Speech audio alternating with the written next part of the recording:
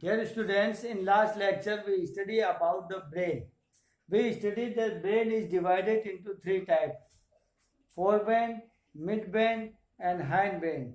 Today is our important topic is what is the structure of our eyes. We can say eyes is a sense organ. So one question arises in our mind that how much sense organs are found in the body. Body में कितने sense organs या ज्ञानेंद्रिय पाई जाती है? ते नाक, कान, आंख, जीभ यानी टंग, है ना, और त्वचा, ये हमारी होती है सेंस ऑर्गन जो बाहर से हमें ज्ञान देती है। दूसरी होती है जो हमें अंदर से ज्ञान देती है, भूख, पीड़ा, प्यास, ये सारी चीजें जो होती है हमें अंदर से ज्ञान देती है कि हमें किस चीज की जरूरत है। अब हमें टेस्ट का या स्वाद का ज्ञान कौन देती है? स्वाद का ज्ञान तो देती है हमारी टंग देती है, लेकिन हमें देखने का, बाहर से कोई चीज देखनी है तो उसका ज्ञान कौन देता? वो हमारी आइज देती है। तो eyes is a photo receptor organs, यानी कि ये प्रकाश संवेदी एक अंग होता है जो हमारे देखने के लिए रेस्पॉन्सिबल होता है या जिम्मेदार होता है। आइज में मसल्स पाई जाती है, क्योंकि जो ये आइज बॉल होती है, आंख का गोला होता है, ये 6 मसल्स द्वारा आपस में सधा हुआ रहता है इस तरह से। यदि इसमें एक भी मसल्स काम करना बंद कर दे तो आई गोला की, आई की पुतली उस ओर झुक जाती है, जिसको हम भेंगापन कहते हैं। यानी यूँ कहें कि हम देखते कहीं हैं और बात कहीं करते हैं, मतलब हमारा विजन सही नहीं हो पाता, इसे हम भेंगापन, एस्टिग्मैटिज्म इसको कहा जाता है। अब देखते हैं कि नेत्र की संरचना क्या होती है। What is the structure of eyes? ये एक आईज का स्ट्रक्चर है। हमारे अंदर आईज जो होती है, नेत्र कोटर, ये जो आई बॉल्स होती है, इसके अंदर जो स्कल के अंदर है, ये धसी हुई रहती है।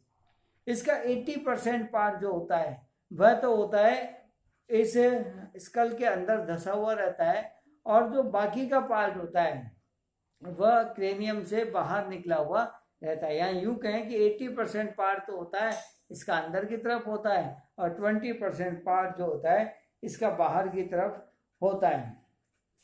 आइस पर बाहर की ओर जो स्किन होती है, इसका फोल्ड पाया जाता है, जिसको आईलिड कहते हैं, यानी पलके कहते हैं। पलकों के ऊपर ऐसे बालों के समान स्ट्रक्चर पाई जाती है, जिसको बोरोनिया कहते हैं। और इसमें एक आइरिस पाई जाती है जो कॉर्निया के ऊपर पाई जाती है। कॉर्निया जो होते हैं उसको घिरे हुए रहती है, तो वो होती है आइरिस। आइरिस जो लैक्रिमल ग्लैंड्स इसके अंदर पाई जाती है, या अश्रु ग्रंथियां पाई जाती है जो आंसुओं का स्त्रवन करती है। इसमें लवण, जल, श्लेष्मा और लाइसोजाइम एंजाइम पाए जाते हैं, मिनरल्स पाए जाते हैं। इसमें म्यूसिलेज पाया जाता है और लाइसोजाइम एंजाइम पाए जाते हैं। ये लाइसोजाइम एंजाइम जो होते हैं बैक्टीरिया से हमारी रक्षा करने का काम करते हैं।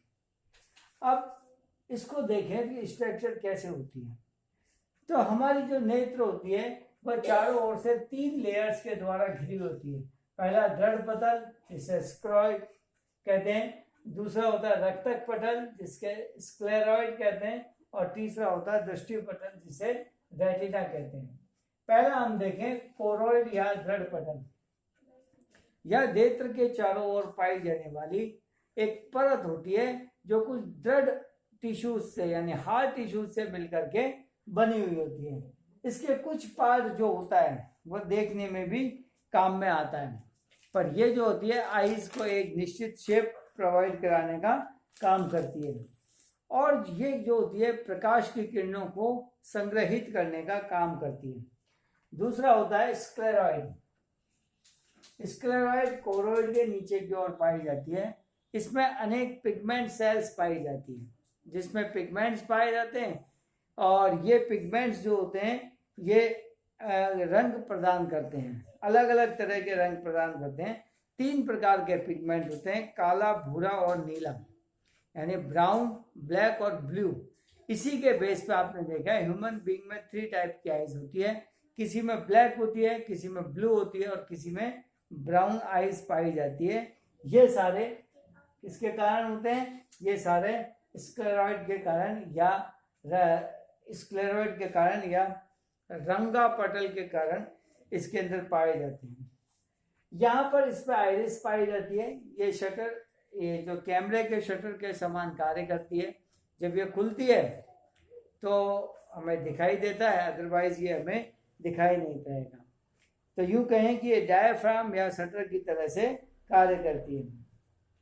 ये नेत्र होता है, इसको आवश्यकता अनुसार फैला देती है और आवश्यकता अनुसार कम करती है, और इसकी एक एडजस्टमेंट कैपेसिटी को एक बनाए रखने का काम करती है। नेक्स्ट होती है दृष्टि पटल या retina. Retina is a very important layer of eyes because it is responsible for the vision. Retina जो एक महत्वपूर्ण परत होती है जो देखने के लिए रेस्पॉन्सिबल होती है, इसीलिए इसको दृष्टि पटल भी कहा जाता है। रेटिना जो होती है इसमें अलग अलग तरह के पिगमेंट्स पाए जाते हैं। मोस्टली दो पिगमेंट होते हैं, रॉड्स और कॉन। रॉड्स होते हैं प्रकाश में और अंधकार में विभेदन करने के लिए, और कॉन जो होते हैं वह रंगों का ज्ञान कराने के लिए होते हैं। अब ये रॉड्स और कॉन क्या होती है? तो रॉड्स है, ये रॉड्स, ये जो रेटिना के ऊपर पाई जाती है, और रॉड्स जो होती है मंद प्रकाश में, जब बहुत ही कम प्रकाश होता है तो देखने के लिए रेस्पॉन्सिबल होती है। दूसरे होते हैं कॉन्स, जो तेज प्रकाश में देखने के लिए रेस्पॉन्सिबल होती है, या यूं कहें कि कलर इसमें प्रोवाइड कराती है। देखिए जब मंद प्रकाश होता है हमें केवल इमेज दिखती है पर कलर तो नहीं दिखता, पर जैसे ही तेज प्रकाश होता है कॉन्स एक्टिवेट हो जाते हैं और उसमें हमें कलर्स दिखाई देता है। नेत्र के ऊपर एक पतली झिल्ली पाई जाती है जिसको कॉन्जक्टिवा कहते हैं।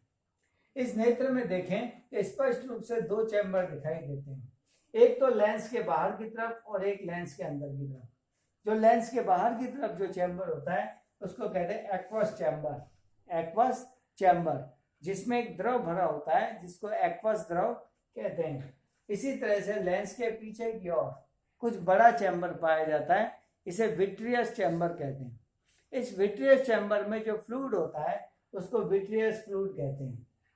यहाँ पे कैनाल पाई जाती है और इससे कैपिलरीज निकलती है जो पूरी आईज को ब्लड सप्लाई करने का काम करती है। यहाँ पे देखिए रेटिना के ऊपर एक स्पॉट पाया जा रहा है जिसको येलो स्पॉट कहते हैं। येलो स्पॉट, यहाँ पर सबसे क्लियर इमेज बनती है, यानी स्पष्ट प्रतिबिंब बनता है, क्योंकि यहाँ पर जो कॉन्स होते हैं वो अधिक मात्रा के अंदर पाए जाते हैं, और जहाँ कॉन्स अधिक होते हैं वहां बिल्कुल क्लियर इमेज इसके अंदर बनती है। यहाँ पे एक और स्पॉट दिखाई दे रहा है, इसको कहते हैं ब्लाइंड स्पॉट। ब्लाइंड स्पॉट, यहाँ पे किसी तरह की कोई इमेज बनती ही नहीं है। क्यों नहीं बनती?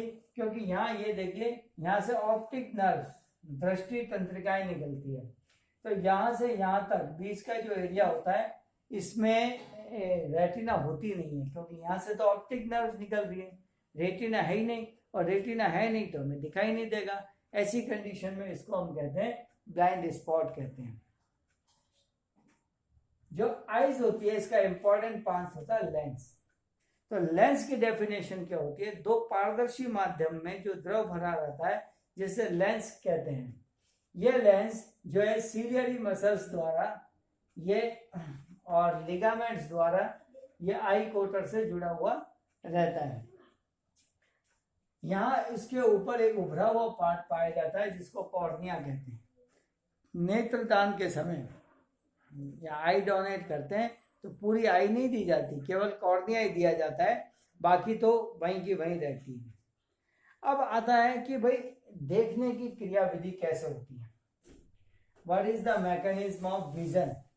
तो देखने की क्रियाविधि इस तरह से होती है, जो हमारे रॉड्स होते हैं और दूसरा होता है कॉन्स। रॉड्स में होता है रोडॉप्सिन और कॉन्स में होता है आयोडॉप्सिन।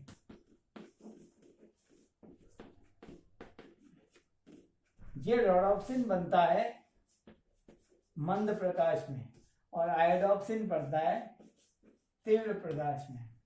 जब मंद प्रकाश मिलता है तो रोडोप्सिन किस में कन्वर्ट हो जाता है, आयोडोप्सिन किस में कन्वर्ट हुआ, रोडोप्सिन में। और जब तेज प्रकाश मिलता है तो रोडोप्सिन आयोडोप्सिन में कन्वर्ट हो जाता है। तो आयोडोप्सिन और रोडोप्सिन आप जैसा जानते हैं कि रोडोप्सिन जो है मंद प्रकाश में देखने के लिए होता है, लेकिन जैसे ही हमें तीव्र प्रकाश मिलता है यह रोडोप्सिन आयोडोप्सिन में कन्वर्ट हो जाता है, और यह आयोडोप्सिन तीव्र प्रकाश में देखने के लिए रेस्पॉन्सिबल होता है। परंतु जैसे ही लाइट कम होती है, लाइट कम होने पर यह आयोडोप्सिन पुनः रोडोप्सिन में कन्वर्ट हो जाता है, जिससे मंद प्रकाश में हमें दिखाई देने लगता है। तो इस तरह से देखने की क्रियाविधि होती है।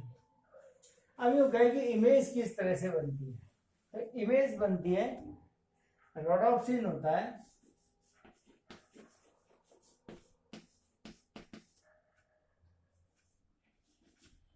ये रोडोप्सिन होता है। जब इस पे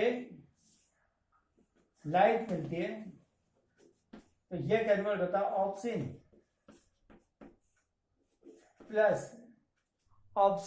प्लस रेटिनिन।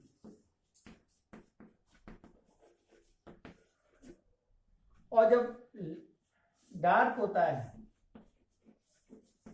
तो ये ऑप्सिन और रेटिनिन रिएक्ट करके पुनः रोडोप्सिन में कन्वर्ट हो जाते हैं।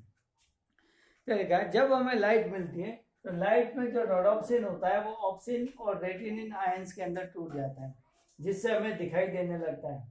लेकिन जब रात होती है, अंधकार होता है, तो ऑप्सिन और रेटिनिन पुनः रिएक्ट करके रोडोप्सिन में कन्वर्ट हो जाते हैं। रोडोप्सिन में कन्वर्ट हो जाते हैं तो हमें मंद प्रकाश में दिखाई देता है, और उसके बाद हमें दिखाई नहीं देता। तो ये प्रोसेस होता है कि लाइट के अंदर जो रोडोप्सिन होता है ऑप्सिन और रेटिनिन में टूट जाता है और हमें दिखाई देता है, परंतु जैसे ही अंधकार होता है, डार्क, बना हुआ ऑप्सिन और रेटिनिन पुनः किसमें, रोडोप्सिन में कन्वर्ट हो जाता है, जिससे हमें दिखाई नहीं देता है। अब हम ये कहते हैं कि नेत्र की एडजस्टमेंट कैपेसिटी क्या है। What is the adjustment capacity of eyes, नेत्र की समायोजन क्षमता क्या होती है। देखो, जब हमें दूर की वस्तु नहीं दिखती है तो हम अवतल या कॉन्वेक्स लेंस का उपयोग करते हैं, कॉनकेव लेंस का। जब पास आती है तो उत्तल लेंस का हम उपयोग करते हैं, कॉन्वेक्स लेंस का उपयोग करते हैं। लेकिन हमारी आंखों में तो एक ही लेंस होता है। ये कैसे कॉन्वेक्स बनता है, कैसे कॉनकेव बनता है, तो कैसे हम देखते हैं, एडजस्टमेंट कैसे करते हैं। अब देखो, ये हमारा नेत्र था, यहाँ पे मसल्स थी, सीलियरी मसल्स, और ये लिगामेंट्स द्वारा जो है नेत्र का जो कोटर होता है, यानी आई कोटर के अंदर जुड़ा हुआ रहता है। जब हमें दूर की वस्तु देखनी होती है तो सीलरी जो बॉडीज होती है इस पर कॉन्ट्रिक्शन होता है, कॉन्ट्रिक्शन होगा तो इस तरह से खींचेगा। तो ये लेंस जो होता है कॉनकेव लेंस या अवतल लेंस में परिवर्तित हो जाता है, यानी इस तरह से हो जाता है, जिससे हमें दूर की वस्तु दिखाई देने लगती है। लेकिन जब पास की वस्तु देखनी होती है तो इसमें रिलैक्सेशन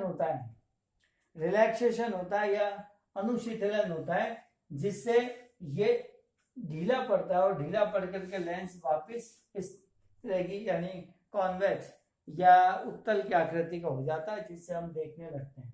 तो इसे ही हम लेंस की एडजस्टमेंट कैपेसिटी कहते हैं। तो नेत्र की समायोजन क्षमता या एडजस्टमेंट कैपेसिटी जो होती है वह सीलियरी मसल्स पर डिपेंड करती है। जैसे इसमें कॉन्ट्रिक्शन होता है वैसे ही लेंस भी खींचता है, और खींच करके इसका जो लेंस होता है यह अवतल या कॉनकेव हो जाता है, जिससे हम दूर की वस्तु देख सकते हैं। लेकिन जैसे हम पास की वस्तु देखना चाहते हैं, जो सीलियरी मसल्स होती है इसके अंदर रिलैक्सेशन होता है, यानी कि अनुशीतलन होता है, और ये लेंस ढीला पड़ जाता है, और ढीला पड़ करके वापस ये कॉन्वेक्स या उत्तल आकृति का हो जाता है, जिससे हम पास की वस्तु आसानी से देख सकते हैं। यदि हम दूर की और पास की वस्तु नहीं देख पाए क्लियर, तो इसका मतलब है हमें दूर दृष्टि दोष और निकट दृष्टि दोष यानी फार साइड डिजीज और शॉर्ट साइड डिजीज इसके अंदर हो जाती है।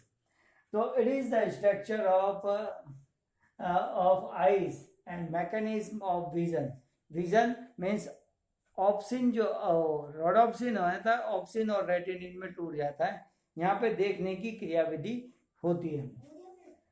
इस तरह से ये एक नेत्र की स्ट्रक्चर है। इसमें इंपॉर्टेंट पॉइंट है yellow spot and blind spot. Blind spot में हमें दिखाई नहीं देता है क्योंकि वहाँ रेटिना होती नहीं है, वहाँ से निकलती है ऑप्टिक नर्व्स। इसी तरह से जो येलो स्पॉट होता है उसमें हम क्लियर देख सकते हैं क्योंकि यहाँ कौन सा अधिक मात्रा में पाए जाते हैं। तो इसमें दो चीज इंपॉर्टेंट है। रॉड्स जो होता है वो तो होता है मंद प्रकाश में देखने के लिए, डिम लाइट जो होती है, और कौन जो होता है वो होता है तीव्र प्रकाश या इंटेंसिटी ऑफ लाइट के अंदर देखने के लिए ये रेस्पॉन्सिबल होता है।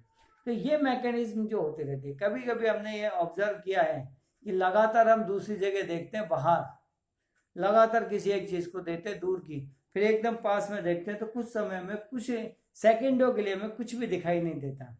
उसका कारण क्या होता है? उसका कारण ये होता है कि जब हम दूर और पास लगातार देखते रहते हैं तो हमारी जो आईज होती है वो एक्टिवेट होती है। जब हम एक जगह देखते रहते हैं तो ऐसी कंडीशन में सीलियरी मसल्स में जो रिलैक्सेशन और कॉन्ट्रिक्शन नहीं हो पाता है सही ढंग से, तो उसको होने में कुछ समय लग जाता है। संकुचन और प्रसारण को होने में कुछ समय लग जाता है। इसी समय के कारण कुछ समय में दिखाई नहीं देता। इसी तरह से कुछ समय यदि तीव्र प्रकाश में हम देख लें तो ऐसी कंडीशन में फिर हम अंधकार में देखते हैं तो दिखाई नहीं देता। उसका कारण भी यही होता है। आपने एकदम ये देखें कि तेज प्रकाश वाले कमरे से यदि हम कम प्रकाश वाले कमरे में चल जाएं, जब भी दिखाई नहीं देता, तो उसका कारण भी है सीलियरी मसल्स और वो होता है आयोडोप्सिन और रोडोप्सिन इसके अंदर पाया जाता है। तो ये एक स्ट्रक्चर थी, इसको ध्यान से देखना। जब तक थैंक यू। आप इसको पढ़ने की कोशिश करना, मैं इसके नोट्स भेज दूंगा। Thank you.